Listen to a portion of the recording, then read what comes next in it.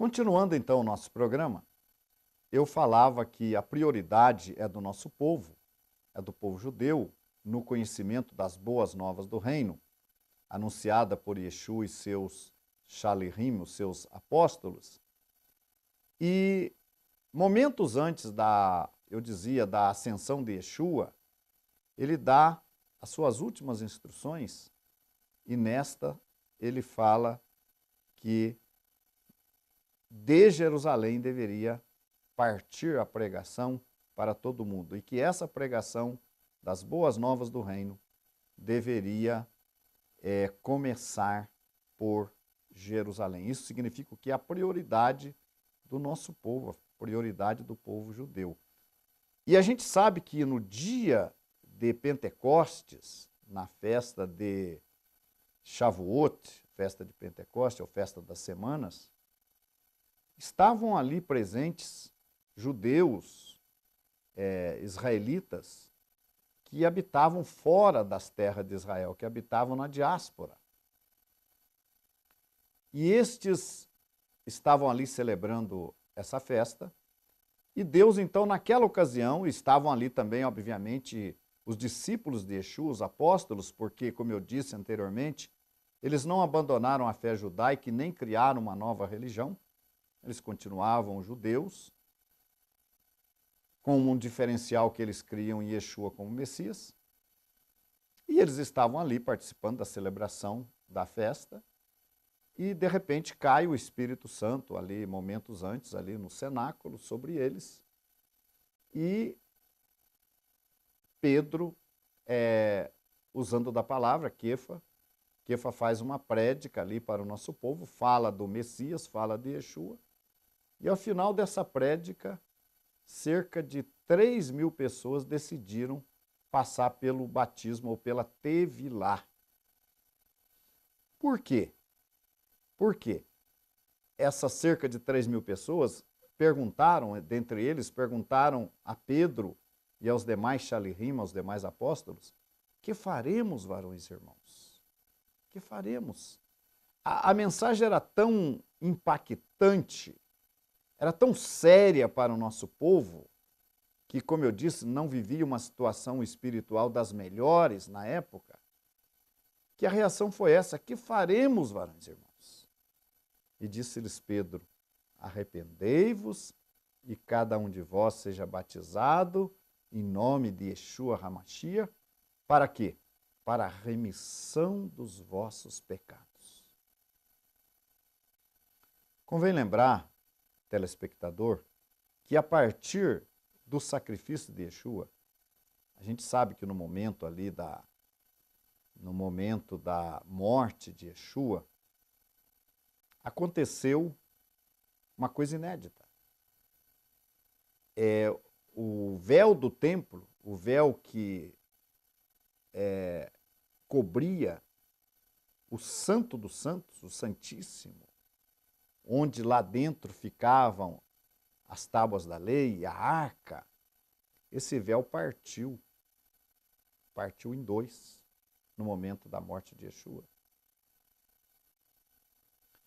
Isso tem um significado. Nós sabemos que, eu estou fugindo um pouco do assunto para dar alguns detalhes, nós sabemos que uma vez por ano se celebrava o Yom Kippur, até hoje é celebrado, que é o dia do perdão, mas no contexto bíblico é o dia da purificação do santuário. E somente o sumo sacerdote podia entrar dentro do Santo dos Santos para fazer a purificação do santuário, expiação por si e pelos pecados do povo, e fazia a purificação do santuário pelo ano que havia passado. Somente o sumo sacerdote tinha acesso ao Santo dos Santos. Com a morte de Yeshua, esse véu que separava o Santo dos Santos do lugar santo, o lugar santo, a primeira parte do santuário, os sacerdotes entravam ali diariamente, oferecendo ali sacrifícios, e, enfim, fazendo ali os trabalhos sacerdotais. Mas nesse lugar santíssimo, o Santo dos Santos, somente o sumo sacerdote podia entrar uma única vez no ano. Primeiro ele fazia uma expiação por ele, se purificava, para depois ele poder entrar ali com o sangue do bode e fazer ali a expiação do santuário, a purificação do santuário. Na morte de Yeshua, esse véu se parte. O que isso representa? Que o caminho para a presença do Eterno, para a Shekhinah, porque ali dentro do Santo dos Santos, Deus se fazia presente. O caminho para acessar a Deus estava aberto dali por diante. Houve um grande terremoto, diz o Evangelho, e o véu do templo se partiu. Então, dali por diante, se anunciava, ou já um pouco antes, desde João Batista, que a remissão de pecados, o perdão de pecados se obtinha através do sacrifício de Yeshua. Yeshua garantiria para todo o nosso povo o perdão de pecados a partir daquele momento ali.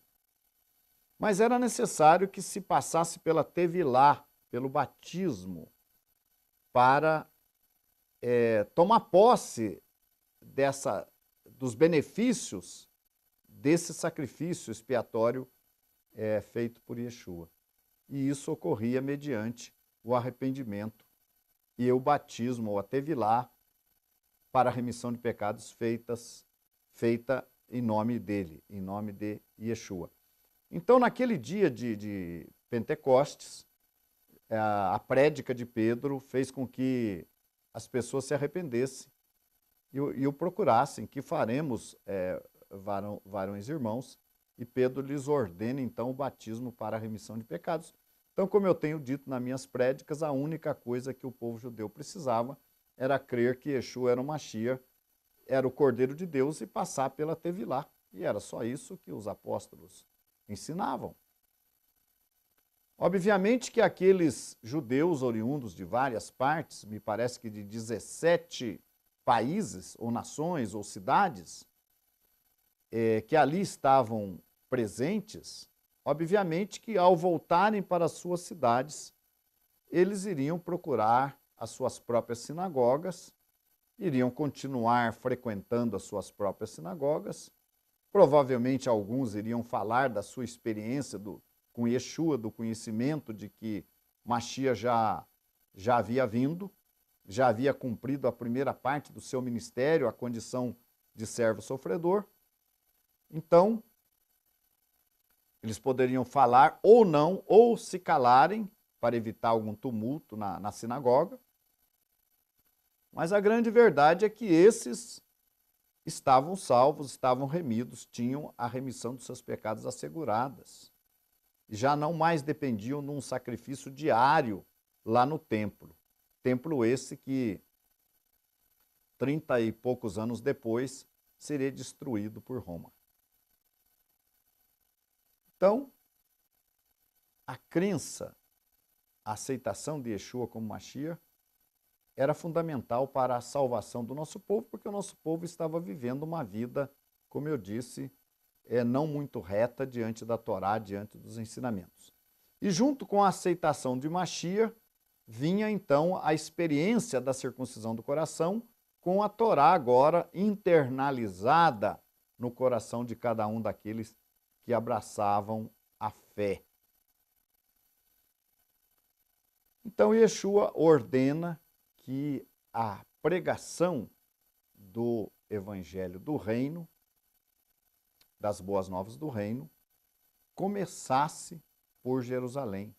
Jerusalém, Samaria, Judéia e até os confins da terra. Mas deveria começar por ali. Um outro texto também que nos chama a atenção, que nos mostra a importância também do nosso povo, do povo judeu, eu já citei, mas o texto de João 4:22, quando Yeshua teve aquela conversa com aquela mulher samaritana, os samaritanos não se davam bem com os judeus,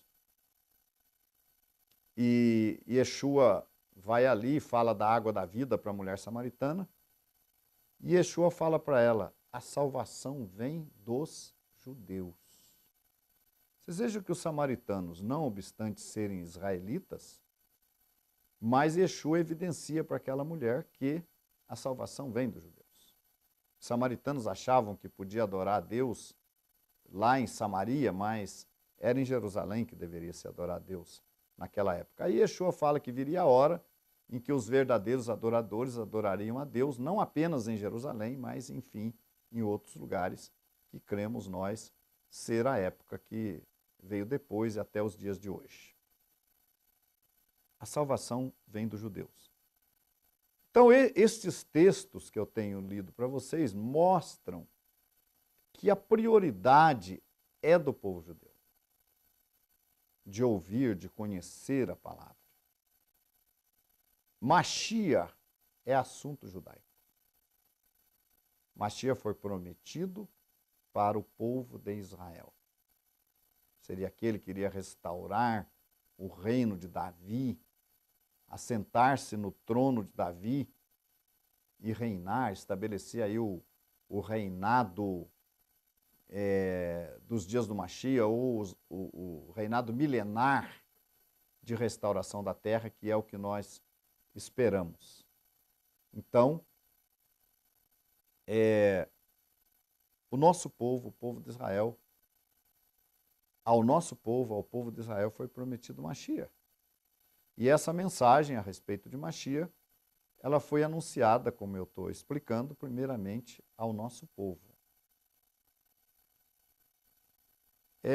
Romanos ainda fala que dos israelitas, Romanos capítulo 9, que são israelitas, dos quais é a adoção de filhos, a glória, os concertos, e a Torá, e o culto, e as promessas pertencem ao povo de Israel.